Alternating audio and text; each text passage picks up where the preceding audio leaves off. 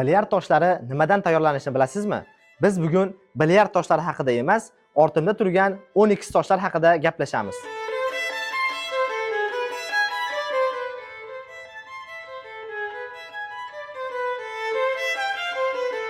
Ushbu premium darajadagi mahsulot asli 12 tosh emas, balki oyna hisoblanadi. Shu yerda bir savol tug'iladi. Agar oyna bo'lsa, tashqi tomondan kelayotgan zarblarga chidamlimi? Buni hozir sizlar bilan ko'rib chiqamiz.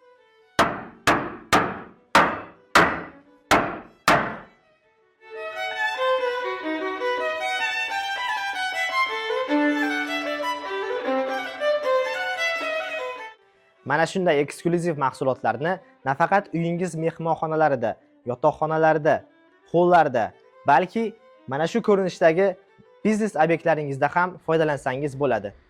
Sizga ham individual yondashilgan xizmatlar kerak bo'lsa, Inar jamoasiga murojaat qiling. Agar sahifada yangi bo'lsangiz, obuna bo'lishni unutmang.